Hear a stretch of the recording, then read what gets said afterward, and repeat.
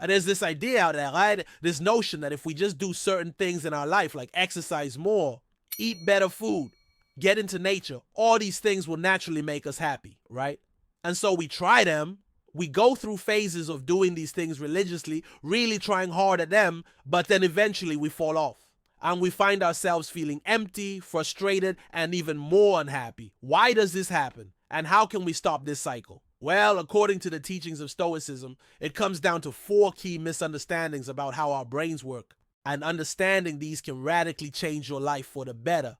Number 1, you've been robbed of your attention. In today's world, it seems like our attention is constantly being fought for. It's a limited resource that we often take for granted, letting others dictate where and how we focus. But what if instead we saw our attention as an incredibly valuable asset? Imagine your attention is like a bank account.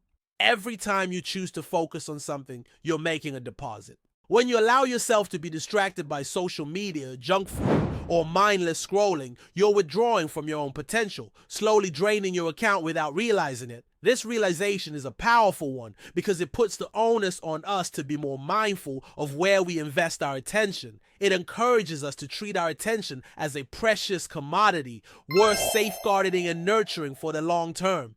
Instead of seeing these everyday moments of distraction as harmless, they become opportunities to either invest in ourselves or squander away our potential.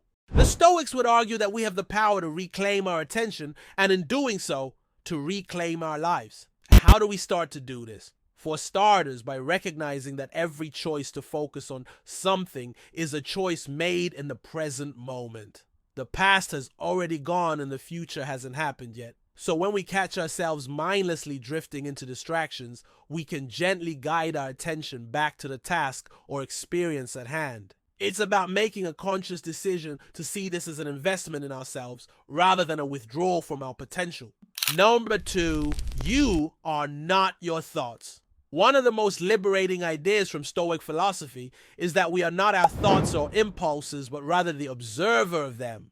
When we feel an urge, a desire, or even a negative emotion like anger or fear, it's important to remember that these are just mental events happening within us, not commands that we must obey. It's like having a constant stream of notifications popping up on our internal mental screen.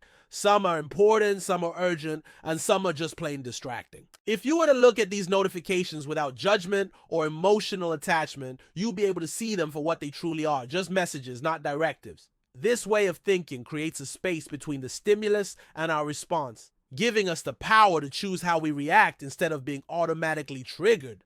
It's like turning on the do not disturb mode on our mental phones, allowing us to focus on what truly matters without being constantly interrupted by the background noise of our thoughts. By practicing this, we begin to free ourselves from the chains of reactivity and cultivate a sense of calm, clear-headedness, and self-mastery. Number 3, you think in terms of minutes and hours, but live in terms of years and decades. Seneca said that the man who goes after more than he has is rarely satisfied with what he has. And the secret to contentment, he argued, is to appreciate what you already possess. This idea resonates deeply in today's fast-paced world, where many of us find ourselves caught in the relentless pursuit of more, always desiring what lies ahead. But the irony is that in this relentless pursuit, we often end up losing sight of what we already have, diminishing our present happiness for the sake of a future that may never fully materialize. What if instead of fixating on the future, we shift our focus to aligning our daily actions with the kind of person we want to become? Marcus Aurelius wrote in Meditations, "You could stop living right now. Let that determine what you do and say and think. Let that determine what you do and say and think." He wasn't suggesting that we should stop valuing our future selves, but rather that we should bring our present moment actions in line with our future aspirations. When we think about the kind of person we want to become, we can ask ourselves, would that person watch this video or scroll through social media? By consistently choosing actions that align with the kind of person we aspire to be, we lay the foundation for a life that is both purposeful and fulfilling. This involves setting boundaries around checking emails or using social media, and instead dedicating time to activities that contribute to our personal growth and well-being. It also means making conscious choices in our daily lives to act in ways that reflect the kind of character we admire in others. Number 4, your brain is a muscle. The ancient Stoics believed that the key to a virtuous and successful life lay in mastering oneself. They understood that the true source of chaos in our lives doesn't come from external events, but from our own unbridled thoughts and emotions. Marcus Aurelius famously wrote in Meditations, "The happiness of your life depends upon the quality of your thoughts." He didn't just mean our mood or our fleeting emotions. He was talking about the dominant narratives we create in our minds about the world and ourselves. These narratives shape our perceptions, influencing how we respond to every event and interaction. For example, consider someone who believes the narrative, "I'm not good enough." When faced with a new challenge, this person might respond with defeatism, assuming they'll fail again. Their thought patterns, in this case, cause them to avoid opportunities for growth, perpetuating a cycle of stagnation and unhappiness. On the other hand, someone who adopts the narrative, "I'm capable and resilient," will face challenges with a positive and solution-focused mindset, opening doors to new opportunities and experiences. Our dominant narratives often arise from our deepest fears and insecurities. They're the stories we tell ourselves about why we can't succeed or why we are destined to fail. The Stoics recognize that these limiting beliefs can act as chains, binding us to a life of mediocrity and despair. The antidote, they argued, is to consciously create empowering narratives that serve as guiding stars, leading us towards personal growth and fulfillment. This is where the idea of a brain as a muscle comes in. Just as a muscle grows stronger through consistent exercise and training, our ability to control our thoughts and shape our narratives can be strengthened with practice. By becoming aware of our dominant narratives and consciously choosing to challenge and reshape them, we pave the way for a life filled with purpose, resilience, and inner peace. Number 5, you're alive, but you're not living. There's a profound difference between merely existing and truly living. And according to Stoic philosophy, this difference hinges on our ability to take control of our brain and its influence on our lives.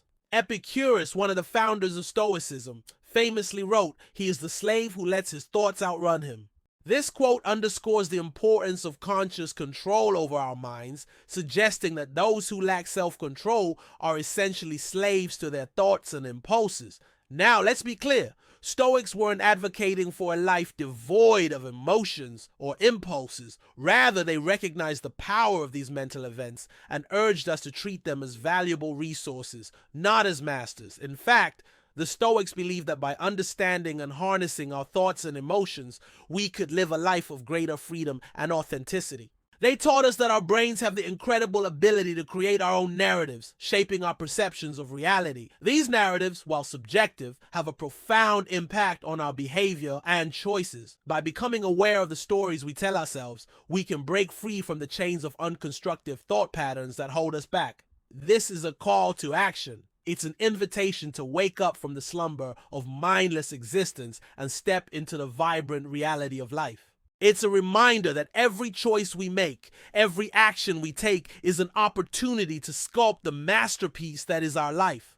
And the canvas on which we paint our story is our brain. Are you ready to seize this power? Are you ready to claim your life back from the clutches of unbridled thoughts and emotions? The path to freedom and authenticity starts right here, right now in our minds. If you like this video, check out our other videos on 5 Stoic lessons on dealing with the unexpected, or 7 things that can stop you from being successful.